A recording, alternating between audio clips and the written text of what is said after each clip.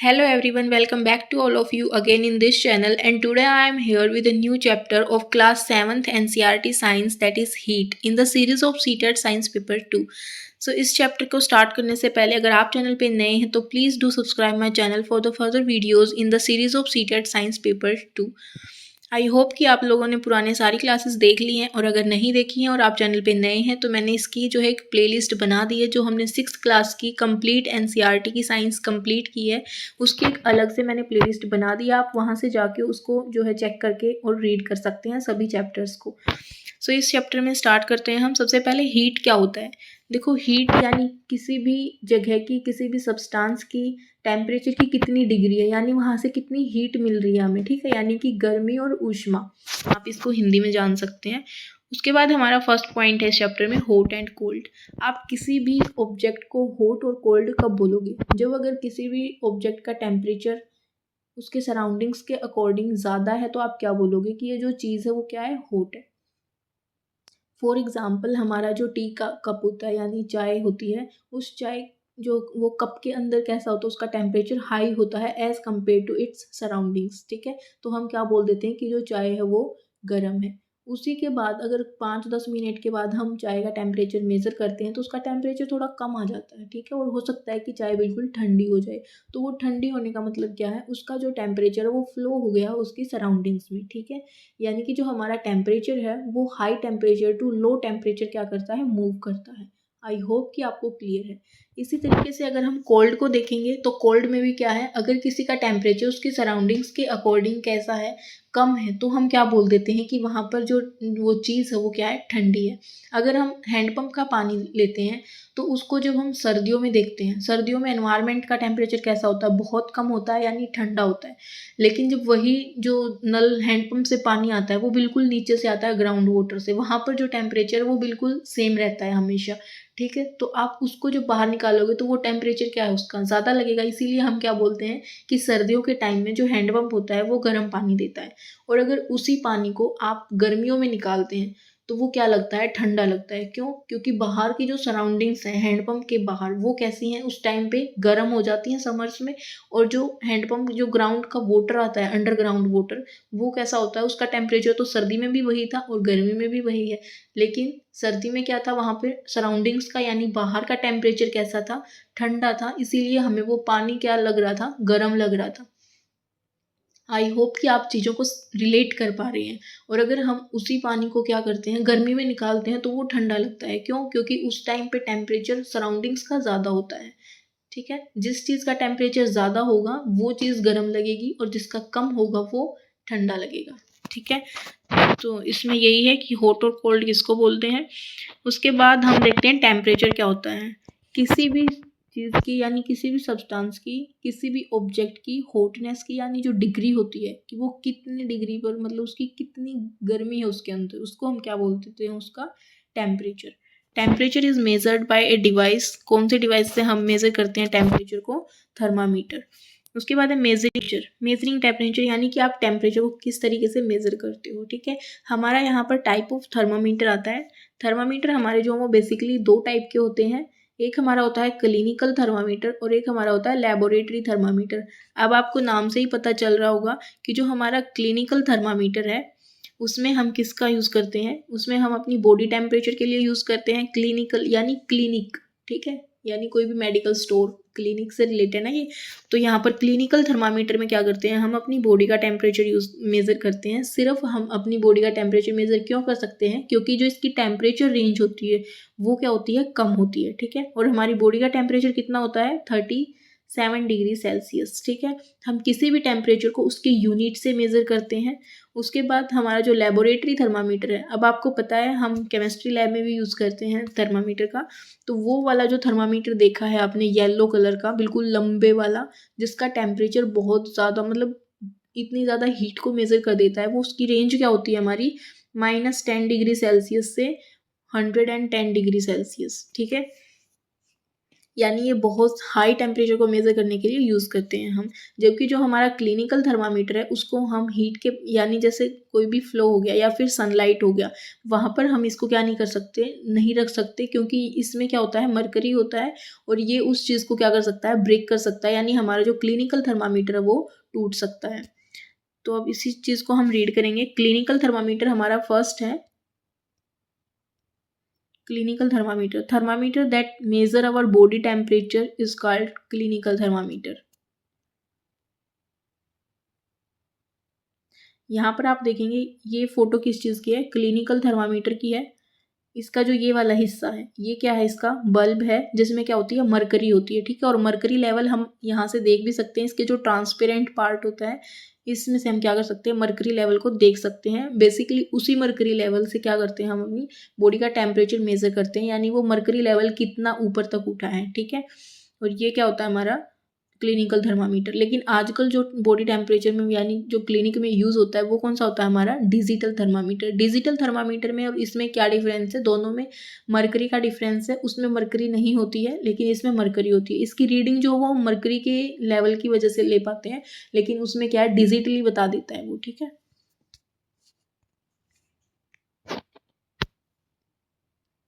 यहाँ से आप इसको रीड करेंगे। Clinical thermometer consist of a long narrow uniform glass tube. It has a bulb at one end. अभी आपने देखा कि उसके जो एक एंड पे क्या है, बल्ब है। दिस बल्ब कंटेन मरकरी, ठीक है। और रीडिंग लेते समय हमें उस बल्ब को टच नहीं करना होता है क्योंकि उसका फिर टेम्परेचर वेरी कर जाएगा। नेक्स्ट हमारा है clinical thermometer reads temperature from 35 degree Celsius to 42 degree Celsius. यानी जो क्लिनिकल थर्मामीटर है उसकी जो लिस्ट पावर, यानी जो कम, जितने कम टेम्परेचर को वो मेज़र कर सकता है, कम से कम 35 डिग्री सेल्सियस को वो मेज़र करेगा। और ज़्यादा से ज़्यादा कितना मेज़र कर सकता है, 42 डिग्री सेल्सियस। अब यहाँ पर हमारा क्या है, यूनिट देखनी पड़ेगी आपको। ये यूनिट अलग अलग होती हैं हमारी, जैसे फ़ारेनहाइट होगी, जैसे हमारा केल्विन हो गया, सेल्सियस हो गया। लेकिन ये हमारा जो है ये किस में है, हमारा सेल्सियस में है। तो इसकी जो लिमिट है टेम्परेचर की वो आपको याद रखनी है, that is 35 degree Celsius to 42 degree Celsius. यहाँ से एक क्वेश्चन ये भी है कि जो हमारा बॉडी का टेम्परेचर वो कम से कम कितना हो सकता है, 35 डिग्री सेल्सियस। उससे नीचे सेल्सियस में हमारा बॉडी का टेम्परेचर नहीं जाएगा। और मैक्सिमम कितना हो सकता है, 42 डिग्री सेल्सियस। यानी कि 42 डिग्री सेल्सियस से हाई टेम्परेचर हमारी बॉडी का नहीं हो सकता, ठीक है। यहाँ से आप इस चीज़ को रीड करेंगे।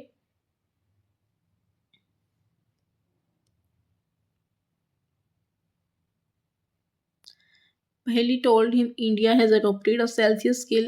Buzo wondered which of the two scales shown in figure 4.2। आपको फिगर 4.2 देखना है यहाँ पर, दिस वन, ठीक है। यहाँ पर दो वाली रीडिंग दिखाई गई है। यहाँ पर बेसिकली आपके दो स्केल दिखाए गए हैं, आप देख सकते हैं। यहाँ पर एक तो नीचे वाली बॉटम पे लिखा हुआ है, एक टॉप पे लिखा हुआ है, ठीक है। तो यहाँ पर दो हैं, तो हम कौन सा अडॉप्ट कर रखा है, हमने क्लीन जो डिग्री सेल्सियस वाला है वो रीडिंग हम लेते हैं। उससे पहले किस चीज़ का यूज़ होता था, डिग्री फ़ारेनहाइट का, जो इसकी नीचे वाली बॉटम में लिखा हुआ है, ठीक है।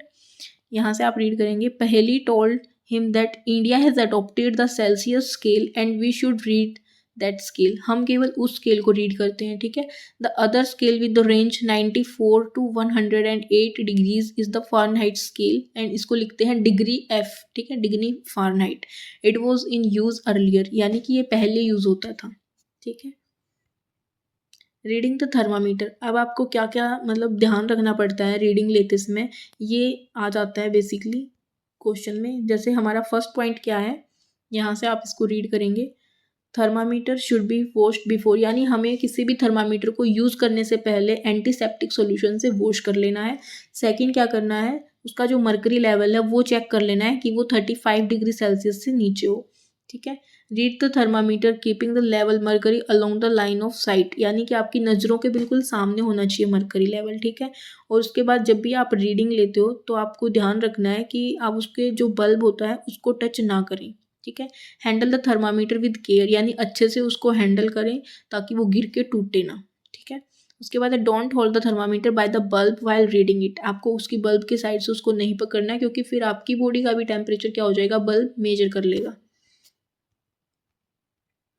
ओके, नेक्स्ट हमारा है wash the thermometer with N antiseptic solution. ये तो हम पढ़ चुके हैं। आपको बेसिकली किसी भी थर्मामीटर की जो है लिमिट पता होनी चाहिए कि वो किस रेंज से किस रेंज तक मेजर करता है, और मतलब क्लिनिकल थर्मामीटर क्या होता है, लेबोरेटरी थर्मामीटर क्या होता है, उनकी रेंज क्या होती है, ठीक है, ये ज़्यादा इंपॉर्टेंट है, और कैसे उसकी रीडिंग लेनी है वो भी। उसके बाद the normal temperature of human body is 37 degree Celsius. अब देखो 37 डिग्री सेल्सियस क्या है, ये हमारा उसी रेंज में आ रहा है 35 to 42 में, ठीक है। यानी ह्यूमन बॉडी का जो नॉर्मल टेम्परेचर होता है वो कितना होता है 37 degree Celsius. Note that the temperature is stated with its unit, यानी कि किसी भी टेम्परेचर को आप लिखते हो जब आप किसके ऊपर ध्यान देते हो, उसके यूनिट के ऊपर कि वो किस यूनिट में, क्योंकि अगर आप 37 डिग्री सेल्सियस को फ़ारेनहाइट में कन्वर्ट करते हो तो उसकी रेंज क्या आ जाएगी, अलग आ जाएगी, बिल्कुल अलग आएगी, क्योंकि वो स्केल ही अलग है हमारा, ठीक है। तो इन्होंने किस में बताया, 37 डिग्री सेल्सियस की बात हुई है यहाँ पे।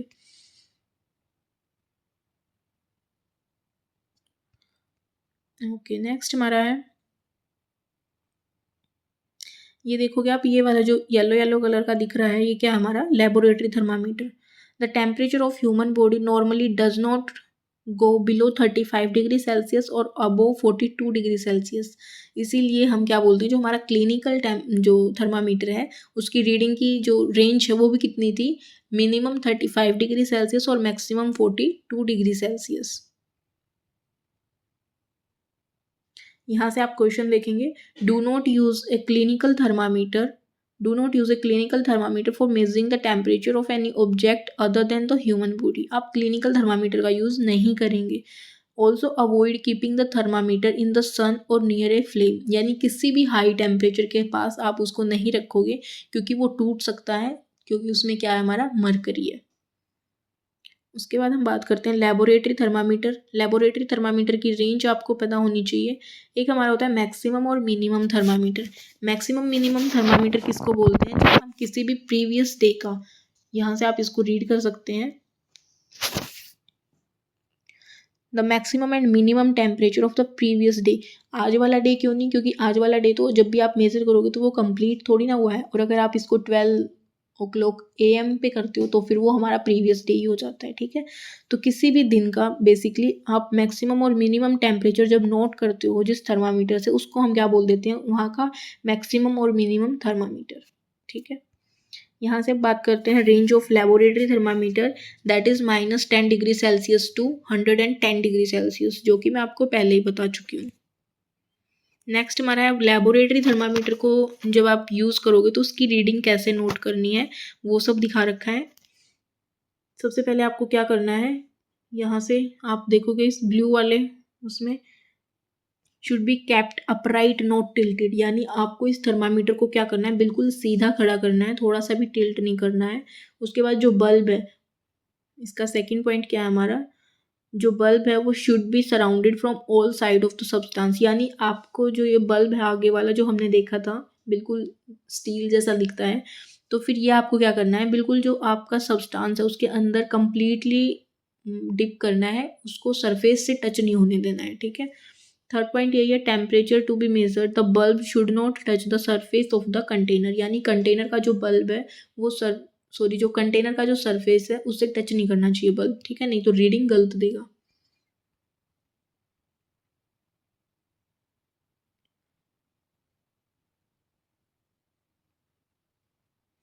यहाँ पर क्लिनिकल थर्मामीटर दिखा रखा है। क्लिनिकल थर्मामीटर में अब इसकी जगह क्या आ गया हमारा डिजिटल थर्मामीटर, ठीक है, जो डिजिट में दिखाता है।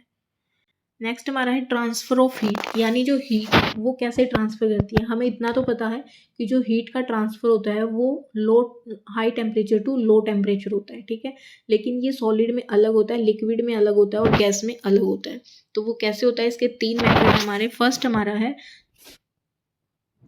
Conduction method. फर्स्ट क्या है हमारा, conduction method.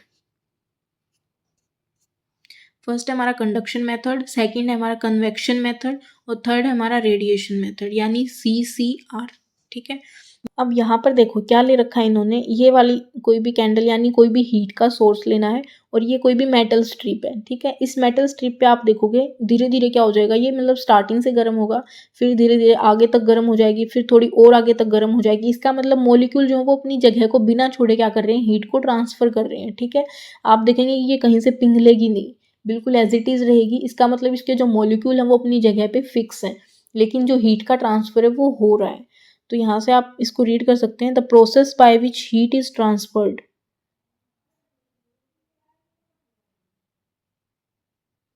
The process by which heat is transferred from the hotter end to the colder end, यानी इसका ये वाला एंड कैसा था, गर्म हो, शुरू में गर्म था, उसके बाद ये वाला हॉट हो गया और ये वाला कोल्ड हो गया। तो हॉट से कोल्ड की तरफ आते आते क्या हो जाएगा, इसका मतलब ट्रांसफर हो जाएगा हीट का किस चीज में, सॉलिड में। Known as conduction in solid generally, यानी सॉलिड में कैसा होता है, कंडक्शन के थ्रू क्या होते हैं, हीट का ट्रांसफर होता है from high temperature to low temperature.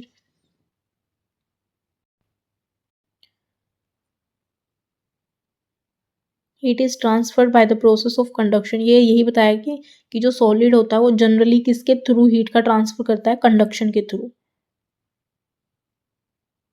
Conductor क्या होता है, कंडक्टर ऑफ हीट किसको बोलोगे आप, जो अपने अंदर से कंप्लीटली हीट को ट्रांसफर होने दे। For example aluminium, iron, copper. Insulator, insulator किसको बोलोगे, जिसमें से मतलब पुअर कंडक्टर हो, जो जो अपने अंदर से हीट को पास ना होने दे। The water and air are poor conductors of heat, जो वाटर होता है और जो एयर होती है वो क्या है, हमारे पुअर कंडक्टर हैं हीट के। पुअर कंडक्टर है तो ये क्या कह रहा है कि ये मतलब वाटर और जो एयर है वो पुअर कंडक्टर तो हैं, लेकिन इनके अंदर भी हीट का तो ट्रांसफर होता है। तो वो किस तरीके से होता है, मैंने आपको बताया कि जो लिक्विड में आता है हमारा वाटर, तो इसमें convection. When water is heated the water near the flame gets hot, hot water rise up, the cold water from the sides moves down toward the source of heat. This water also gets hot and rise. Okay इसको हम एक activity से समझते हैं, इसी को ले लेते हैं, ठीक है।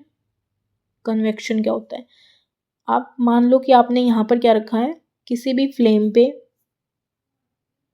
आपने किसी भी फ्लेम पे क्या रखा है, ये कोई भी कंटेनर रखा है जो पानी को गर्म कर रहा है, ठीक है। आप अपनी गैस पे कोई भी ऐसा बर्तन रख लो जो गैस पे क्या करे, मतलब उस पानी को उबाल दे। तो आप देखोगे शुरू में जब आप इसको हीट दोगे इस वाटर कंटेनर को, तो ये क्या करेगा, इसके जो नीचे वाला सरफेस है उसके पे ना मतलब बबल बबल से बनने शुरू हो जाएंगे, ठीक है।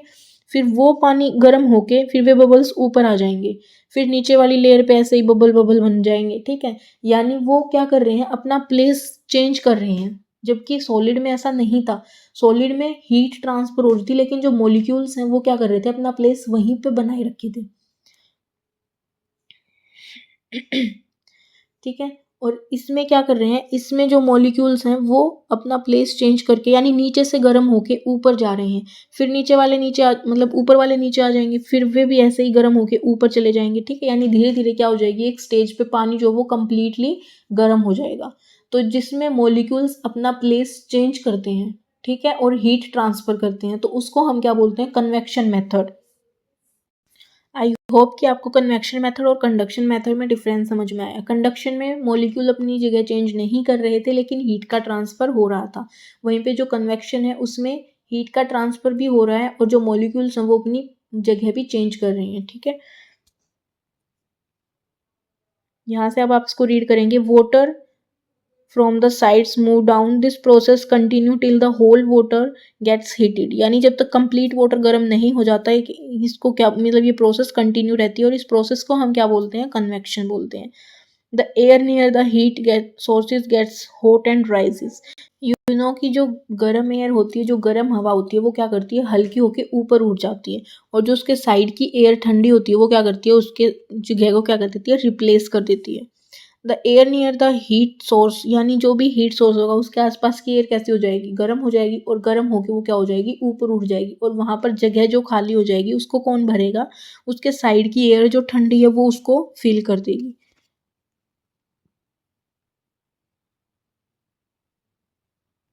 अब आप ये एक्टिविटी देखेंगे, यहाँ से आप देखेंगे कि जो कन्वेक्शन है वो हमारा लिक्विड में तो होता ही है, साथ में गैस में भी होता है। वो किस तरीके से होता है आप इसमें देखेंगे। आप किसी भी कैंडल के ऊपर जब हाथ रखते हैं तो आपको क्या फील होती है, आपको हीट मतलब फील होती है कि हाँ कुछ गर्म है। तो वो किस तरीके से, क्योंकि यहाँ पर जो भी इस कैंडल के ऊपर जो भी हमारे एयर के पार्टिकल्स थे वो क्या हुए, गर्म हुए, और गर्म होके वो ऊपर उठ गए। ठीक है, वो यहाँ पर आ गए और गर्म होके ऊपर उठे तो यहाँ पर कुछ स्पेस बना। वो स्पेस किसने फिल किया, जो इसके ऊपर या फिर इसके साइड में ठंडी हवा थी। ठीक है, उसने फिल कर दिया, फिर वो गर्म हो गई, वो गर्म होके दोबारा से ऊपर उठ गई, फिर से खाली स्पेस हो गया। यानी धीरे धीरे क्या हो रहा है, ट्रांसफर हो रहा है हीट का। तो एयर में भी किस मेथड से हमारा जो हीट ट्रांसफर होता है, दैट इज कन्वेक्शन। ठीक है, आप इसको यहाँ से रीड कर सकते हैं। Notice that towards the top the air gets heated by convection, therefore the hand above the flame, यानी हमारा जो हाथ है फ्लेम के ऊपर वो क्या हो रहा है, हमें मतलब फील हो रहा है कि यहाँ पर हीट है। On the sides however there is no convection, यानी जो साइड की एयर होती है वहाँ पे कन्वेक्शन नहीं हो रहा होता है, क्योंकि जो भी हमारे एयर के पार्टिकल्स फ्लेम के ऊपर प्रेजेंट थे वो क्या हुए हैं, सिर्फ वो गर्म हुए हैं और वो हल्के होके ऊपर उठ गए हैं। ठीक है, फिर उसके बाद जो पास की एयर थी ठंडी थी वो क्या होगी, उसका जो उसकी स्पेस है उसको रिप्लेस कर दिया है। And air does not feel as hot as at the top, यानी आप कैंडल के साइड में हाथ लगाओगे तो वहां पर इतनी गर्मी फील नहीं होती। ठीक है, लेकिन जो बिल्कुल टॉप होता है उस पर आपको फील होगा कि हाँ एयर पार्टिकल्स यानी एयर जो है वो कैसी है, गर्म है। People living in the coastal areas experience an interesting phenomena during the day. The land gets heated faster than the water. यानी जो कोस्टल एरियाज में रहते हैं, यानी जो वाटर बॉडीज के पास रहते हैं, जैसे कि हमारा साउदर्न में स्टेट हैं जैसे महाराष्ट्र वगैरह, केरला वगैरह, ठीक है, तमिलनाडु, आंध्र प्रदेश, उड़ीसा, तो वहाँ पर क्या है, मतलब कोस्टल एरिया है, महाराष्ट्र में है। आप मुंबई ले लेते हैं, गोवा बीच ले लेते हैं, ठीक है, वहाँ पर क्या होगा, जो हमारा वाटर बॉडीज होती है, आपको पता है जो पानी है वो जल्दी से क्या नहीं होता, गर्म नहीं होता, और फिर वो जल्दी से ठंडा भी नहीं होता। लेकिन ये क्या है, हमारी इधर इसके आसपास यहाँ पर लैंड है। ठीक है, ये क्या है, हमारी लैंड है। अब यहाँ पर लैंड है तो ये धूप गिरेगी तो वो जल्दी से गर्म हो जाएगी। अब ये गर्म होगी तो क्या हो जाएगी, इसके जो भी पार्टिकल्स हैं एयर के, वो ऊपर उठ जाएंगे। ठीक है, ऊपर उठ के यहाँ पर स्पेस बनाएंगे। तो फिर इस स्पेस को कौन भरेगा, ये इधर जो ठंडी हवा है, ठीक है, जो नदी से आएगी, यानी किसी भी वाटर बॉडी से आके इस जगह को क्या कर देगी, फिल कर देगी। ठीक है, और ये जो एयर हमारी वाटर बॉडी से आई है यानी सी से आई है, तो इसको हम क्या भी बोल देते हैं, सी ब्रिज। ठीक है, इसको हम क्या बोल देते हैं, सी ब्रिज। अब सेकंड केस में इसमें क्या होता है कि जो हमारी लैंड है वो जल्दी गर्म हुई थी, सूर्य आते ही गर्म हो गई थी, लेकिन जैसे ही शाम होगी तो हमारी जो लैंड है वो वहाँ पे ठंड हो जाएगी, यानी वो ठंडी हो जाएगी। क्यों, कोई चीज़ जितनी जल्दी गर्म होती है वो उतनी ही जल्दी ठंडी भी हो जाती है। तो जो वाटर है हमारा वो इतनी जल्दी गर्म हुआ, क्योंकि बहुत जल्दी तो वो गर्म नहीं होगा, तो फिर वो उतनी ही लेट क्या होगा, ठंडा भी होगा। तो रात के समय क्या हो जाता है, जो वाटर होता है वो ज़्यादा गर्म होता है एज़ कम्पेयर टू लैंड। ठीक है, अब वाटर बॉडीज गर्म होगी तो यहाँ पर क्या हो जाएगी, यहाँ की एयर कैसी हो जाएगी, हमारी गर्म होके ऊपर उठ जाएगी और यहाँ पर खाली स्पेस हो जाएगा। उस खाली स्पेस को रिप्लेस करने के लिए कहाँ से ब्रिज आएगी, यहाँ से आएगी लैंड से। ठीक है, क्योंकि यहाँ पर इसकी सराउंडिंग्स में क्या है, ठंड है, यानी ठंडी हवा है, तो ठंडी हवा उस प्लेस को भर देगी। और अब यहाँ से ब्रिज गई है तो इसको हम क्या बोल देते हैं, लैंड ब्रिज। अब हम इस पैरा को रीड करेंगे। The people living in coastal areas experience an interesting phenomena. During the day, the land gets heated faster than the water. The air over the land become hotter and rise up. यानी जो land है उसके ऊपर की air क्या हो जाती है, गर्म हो जाती है और गर्म होके ऊपर उठ जाती है। The cooler air from the sea rushes in towards the land. यानी जो हमारी सी है उसके ऊपर की जो ठंडी हवा है वो क्या कर देती है, उस जगह को भर देती है। The warm air from the land moves toward the sea. यानी जो हमारी सी के ऊपर ब्रिज, जो हमारी लैंड की गर्म हवाएं थी वो कहाँ जाती हैं, मतलब ऊपर उठ के गैप बना देती हैं, और उस गैप को भरने के लिए समुद्र से क्या आती हैं, हवाएं आती हैं। ठीक है,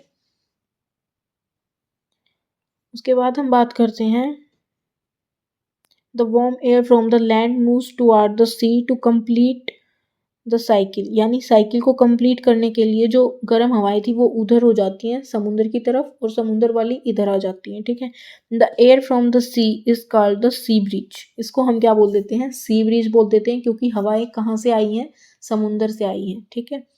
eight night it is exactly the reverse, अब दिन के समय तो हमारी सी ब्रीज आई, क्योंकि दिन में क्या हो गया, जैसे ही सन आया हमारे जो लैंड है वो बहुत जल्दी गर्म होगी और वहाँ की हवाएं ऊपर उठ गई, ऊपर उठ के खाली स्पेस हो गया, उस खाली स्पेस को भरने के लिए समुद्र से ठंडी हवाएं आई, ठीक है। इसीलिए उन ठंडी हवाओं को क्या बोल रहे हैं, हम सी ब्रीज बोल रहे हैं, और ये दिन में होता है। लेकिन वहीं पे हम रात में देखें तो इसका अपोजिट हो जाएगा, क्योंकि जो वाटर है वो ज़्यादा गर्म होगा, क्योंकि वाटर पूरा दिन में हीट एब्जॉर्ब करके गर्म हो चुका है, और जो हमारी लैंड है वहाँ पर ठंड है, यानी एज कंपेयर टू सी, ठीक है। तो अब समुद्र के ऊपर हवाएं गर्म है, गर्म होके वो ऊपर उठ जाएंगी, ऊपर उठेंगी तो वहां पर स्पेस क्रिएट हो जाएगा, उस स्पेस को फिल करने के लिए कहाँ से हवाएं आएंगी, अब आएंगी वो हमारे जो लैंड है वहां से आएंगी, ठीक है। तो उसलिए इसलिए उसको क्या बोल देते हैं, हम लैंड ब्रिज बोल देते हैं। यहाँ से आप रीड करेंगे, at night it is exactly the reverse, the water cools down more slowly than the land, यानी जो धरती है वो तो जब भी तभी ठंडी हो जाती है, लेकिन जो हमारा वाटर है वो बहुत स्लो क्या होता है, ठंडा होता है, ठीक है। So the cool air from the land moves toward the sea, this is called the land breeze. यहाँ पर यही दो फिनोमिना जो है वो इम्पोर्टेंट थे। फ्रॉम द सन, यहाँ से आप रीड करेंगे, from the sun the heat comes to us as another process known as radiation, यानी जो सन से हमें हीट मिलती है उसको हम क्या बोलते हैं, रेडिएशन बोलते हैं। The transfer of heat bye radiation does not require any medium, यानी इसको किसी भी मीडियम की ज़रूरत नहीं होती है। It can take place whether a medium is present or not, यानी ये मतलब ट्रांसफ़र होगा ही होगा, बेशक कोई मीडियम हो या ना हो। When we sit in front of a room heater we get heat by this process, यानी आप किसी हीटर से हीट लेते हो, वो भी किससे होती है हमारी, वो भी हमारी रेडिएशन से होती है, ठीक है। यानी जिसको किसी मीडियम की ज़रूरत ना हो तो वहाँ पर किस के थ्रू हमारा हीट ट्रांसफ़र होगा, that is radiation. Our body, यहाँ से आप आगे पढ़ेंगे, a hot utensil kept away from the flame cools down as it transfer heat to the surrounding by radiation. Our body too gives heat to the surroundings and receive heat from it by radiation, यानी जो हमारी body होती है वो आपने feel किया होगा, हमारी बॉडी से हीट निकलती भी है, ठीक है, और हम मतलब सराउंडिंग से हीट लेते भी हैं, क्योंकि हम जैसे ही सर्दी के टाइम में हम फील करते हैं कि हमारी बॉडी गर्म है as compare to our surroundings, यानी हमारी जो बॉडी की हीट है वो हमारे सराउंडिंग्स में जा रही है, ठीक है, वो किसके थ्रू जा रही है, रेडिएशन के थ्रू। वहीं पर हम गर्मी में फील करते हैं कि हमें बहुत ज़्यादा गर्मी लग रही होती है, क्योंकि जो सराउंडिंग्स की हीट है वो कहाँ जा रही होती है, हमारी बॉडी के अंदर, तो वो उसको हम क्या बोल देते हैं, वो भी किस मेथड से जा रही है, रेडिएशन के मेथड से, क्योंकि हमें कोई भी मीडियम वहाँ पर दिख नहीं रहा है, ठीक है। All hot bodies radiate heat, यानी कोई भी गर्म बॉडी है वो हीट रेडिएट करती है, यानी निकालती है। When this heat falls on some object, a part of it is reflected, a part is absorbed and a part may be transmitted, यानी कि जो भी हीट है वो क्या करती है कि कुछ पार्ट तो उसका, जैसे मान लो ये कोई भी एक बॉडी है, ठीक है, ये हमारी दूसरी बॉडी है। अब यहाँ से क्या करेंगे हम, कुछ मान लो ये हमारी हॉट बॉडी है, ये हमारी कोल्ड बॉडी है। अब इसमें से हीट जाएगी, कुछ तो क्या हो जाएगी, यहाँ से इसमें एब्जॉर्ब हो जाएगी, यानी ये बॉडी इसको एब्जॉर्ब कर लेगी, और कुछ इसको रिफ्लेक्ट कर देगी, यानी उसी के सरफेस से वापस मुड़ जाना, ठीक है, और कुछ क्या हो जाएगा हमारा, ट्रांसमिट हो जाएगा, यानी दूसरी तरफ चली जाएगी वो। ये कुछ तो हमारी क्या होगी, यहाँ से एब्जॉर्ब कर ली बॉडी ने, कुछ रिफ्लेक्ट कर दी, और कुछ इसके आर पार निकल जाएंगी, ठीक है, तो उसको हम क्या बोल देते हैं, transmitted. The temperature of the object increases, अब जो टेम्परेचर इंक्रीज होगा इसका वो किसके थ्रू होगा, जो इसने एब्जॉर्ब की है, जो इसने अपने पास रखी है, उससे क्या हो जाएगा, इसका टेम्परेचर इंक्रीज हो जाएगा due to the absorb part of the heat. किसी भी बॉडी का टेम्परेचर इंक्रीज होता है जो वो जितना भी टेम्परेचर, जितनी भी हीट एब्जॉर्ब करती है उससे। यहाँ पर हमें क्या दिखाया गया है, लैंड ब्रिज और सी ब्रिज का। यहाँ पर आप देखेंगे फर्स्ट पार्ट में क्या है, ये हमारी लैंड है, ये दिन में ज़्यादा गर्म हो जाएगी, दिन में ज़्यादा गर्म होगी तो ये जो यहाँ से आप देख रहे हो ये हमारी सी ब्रिज आ रही है, यानी समुंदर से ठंडी हवाएं इस जगह को फिल कर देंगी। इसमें सिर्फ एक ही फिनोमिना है कि जो हमारी गर्म हवाएं हैं वो गर्म होके ऊपर उठ जाती हैं और उस जगह को भरने के लिए हमारी जो ठंडी हवाएं हैं जो बाहरी होती हैं वो आ जाती हैं, ठीक है। नाइट टाइम में इसका अपोजिट है, यहाँ देखेंगे वाटर ज़्यादा गर्म था, तो यहाँ की हवाएं यहाँ पे मतलब स्पेस क्रिएट कर देंगी। अब उस स्पेस को भरने के लिए हमारी जो लैंड है वहाँ से हवाएं आएंगी, ठीक है। तो इसको हम क्या बोल देते हैं, जब लैंड से हमारी समुंदर की तरफ यानी पृथ्वी से समुंदर की तरफ आती हैं तो उसको हम बोल देते हैं लैंड ब्रिज। और जब हमारी समुंदर से हवाएं आती यानी जहाँ से आ रही है उसका नाम उसी के नाम पर है। आई होप कि आपको क्लियर है। नेक्स्ट हमारा है kind of clothes we wear in summer and winter, यानी हम समर में अलग कपड़े पहनते हैं, विंटर में अलग, ऐसा क्यों।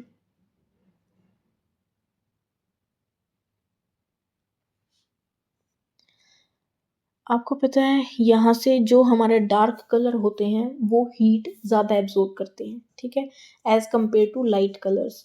हम सर्दियों में ज़्यादा डार्क कलर के कपड़े पहनना पसंद करते हैं, ठीक है। हम वूलन कपड़े डालना पसंद करते हैं, क्यों, क्योंकि वो हीट को स्टोर करके रखते हैं, ठीक है। लेकिन वहीं पे अगर आप लाइट कलर के कपड़े पहनते हो, जैसे समर में पहनते हो वाइट कलर, वो हर हीट को क्या कर देता है, जितनी भी हीट लेता है वो सबको मतलब रिफ्लेक्ट कर देता है, ठीक है। वो उसकी अब्जॉर्प्शन पावर नहीं होती है जो हमारा वाइट कलर होता है उसमें, इसीलिए हमें सबसे ज़्यादा मतलब गर्मी नहीं लगती है वाइट कलर में, ठीक है। तो इसमें वही फिनोमिना है कि हम सर्दियों में जो है वो डार्क कलर के कपड़े पहनना पसंद करते हैं और गर्मियों में लाइट कलर के।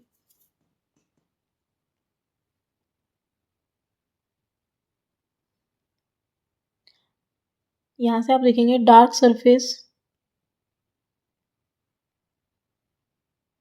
Dark surface absorb more heat and therefore we feel comfortable with dark color clothes in the winter. Light color clothes reflect most of the heat, यानी most of the heat को वो क्या कर देते हैं, reflect कर देते हैं, that falls on them and therefore we feel more comfortable wearing them in the summer. Woollen clothes keep us warm in winter. अब वो कैसे करते हैं, क्योंकि पता है वुलन वार्म मतलब वुलन क्लोथ्स जो भी होते हैं उनके अंदर ना स्पेस क्रिएट होता है एयर का, और एयर क्या है, बैड कंडक्टर है हीट का, यानी वो अपने अंदर से पास नहीं होने देती है हीट को, ठीक है। तो जो हमारी बॉडी की हीट है वो हमारी बॉडी के अंदर ही रह जाती है, ठीक है, जिससे हमें क्या होता है, मतलब गर्म फील होता है। In the winter, we use woolen clothes. Wool is a poor conductor of heat. Moreover, there is a air trapped in between the wool fiber. यानी जो wool fiber होती है वो कुछ इस तरीके की होती है, जैसे ये हो गए हमारे थ्रेड, ठीक है। इसको ऐसे ऐसे करोगे, मतलब ये दिखते नहीं है हमें लेकिन होते ऐसे ही हैं, ठीक है। अब यहाँ पर आप देखोगे ये वाला स्पेस क्या है, बीच में बचा हुआ है, तो यहाँ पर एयर प्रेजेंट है, तो एयर क्या होती है, हमारी बैड कंडक्टर होती है। और विंटर से हमें सराउंडिंग से तो हीट लेनी नहीं होती है, हमारी जो बॉडी की हीट है अगर वो भी हमारे पास बची रहे, वो अपनी सराउंडिंग्स में डिस्ट्रीब्यूट ना हो, तो हमें सर्दी नहीं लगती, ठीक है। यानी हमारी बॉडी से जो है वो maximum amount of heat release होती है जिसको हम सराउंडिंग में वेस्ट कर देते हैं, तो उसको रोकने के लिए हम वुलन क्लॉथ डालते हैं, ठीक है। तो यहाँ पर ये वही कह रहा है, यहाँ से आप रीड करेंगे इसको। Wool is a poor conductor of heat. Moreover, there is air trapped in between the wool fibers. The air prevents the flow of heat from our body to the cold surroundings. So we feel warm. इसीलिए हम क्या करते हैं, अपने आप को गर्म feel करते हैं, और हम सोच रहे हैं कि कपड़े गर्म हैं। कपड़े गर्म नहीं है, कपड़े सिर्फ इतना आपकी हेल्प कर रहे हैं कि वो आपकी बॉडी की हीट को वेस्ट नहीं जाने दे रहे हैं। Suppose you are given to choice in winter of using either one thick blanket or two thin blankets joined together. तो आप किसको प्रेफर करोगे, आप प्रेफर करोगे सेकंड वाली चॉइस को, क्योंकि जब आप उसको ज्वाइन करोगे तो बीच में एक एयर की लेयर आ जाएगी, ठीक है। और वो एयर की लेयर क्या करेगी, हीट को बाहर रिलीज नहीं करेगी, क्योंकि एयर बैड कंडक्टर है हीट का। What would you choose and why? Remember that there would be a layer of air in between the blankets. ठीक है, तो आप सेकंड वाली चॉइस के साथ ही जाओगे। उसके बाद हमारे आ जाते हैं keywords. That is Celsius scale क्या होता है, हमारा यूनिट होती है टेम्परेचर के मेज़र के, ठीक है, मेज़र की मतलब टेम्परेचर मेजरमेंट की यूनिट होती है। कंडक्शन क्या होता है हमारा, जब मॉलिक्यूल्स अपना जो स्थान है, जो अपनी जगह है, वो बिना चेंज किए ट्रांसफ़र कर देते हैं हीट को, ठीक है। उसके बाद कन्वेक्शन क्या होता है, कन्वेक्शन होता है जिसमें जो मॉलिक्यूल्स हैं वो अपना प्लेस चेंज कर लेते हैं जैसे जैसे हीट का ट्रांसफ़र होता है। इंसुलेटर क्या होता है हमारा, इंसुलेटर इंसुलेटर होते हैं जो मतलब बैड कंडक्टर होते हैं, उनको हम इंसुलेटर बोलते हैं, जैसे कि एयर और वाटर जो अपने अंदर से हीट को ट्रांसफ़र नहीं होने देते। लैंड ब्रिज होती हैं, लैंड ब्रिज कब चलती हैं, हमारी रात के समय चलती हैं, क्योंकि जो लैंड से हवाएं जाती हैं उनको हम क्या बोलते हैं, लैंड ब्रिज। कहाँ जाएंगी, समुद्र के ऊपर जो गर्म हवाएं थी उनको, उन्होंने जो स्पेस क्रिएट किया था उसको फिल करने के लिए हमारी जो लैंड है वहाँ से ब्रिज जाती है, यानी हवाएं जाती हैं। उसके बाद रेडिएशन क्या होता है, रेडिएशन हमारा थर्ड टाइप है ट्रांसफ़र ऑफ हीट का, जिसमें किसी भी मीडियम की ज़रूरत नहीं होती है। ठीक है, यहाँ से कंडक्टर बच गया था हमारा। कंडक्टर क्या होता है, जो अपने अंदर से कंप्लीटली पास होने दे हीट को भी। ठीक है, नेक्स्ट हमारा है सी ब्रिज। सी ब्रिज हमारा दिन के समय चलता है, जब लैंड गर्म हवाएं कर देती है और वो ऊपर उठ जाती है, स्पेस क्रिएट होता है, उसको फिल करने के लिए समुद्र से हवाएं आती हैं, उनको हम क्या बोलते हैं, सी ब्रिज। उसके बाद है टेम्परेचर। टेम्परेचर किसको बोलते हैं, किसी भी ऑब्जेक्ट की हॉटनेस की डिग्री को हम क्या बोलते हैं, उसका टेम्परेचर। थर्मामीटर क्या होता है, थर्मामीटर होता है जब आप मतलब किसी भी टेम्परेचर को मेजर करने का जो डिवाइस होता है, that is thermometer. So this is all about the chapter heat. यहाँ पर आगे इसकी मैंने समरी लगाई है, और अगर आपको ये पीडीएफ चाहिए तो आप टेलीग्राम चैनल जो वो ज्वाइन कर सकते हैं। अगर आपके पास बुक नहीं है तो मैं ये सारी पीडीएफ वहाँ पे शेयर कर देती हूँ। ठीक है, तो आप वहाँ से इनको इजीली क्या कर सकते हो, रीड कर सकते हो, जिससे आपको कोई भी बुक या फिर एक्स्ट्रा एक्सपेंस करने की कोई ज़रूरत नहीं पड़ेगी।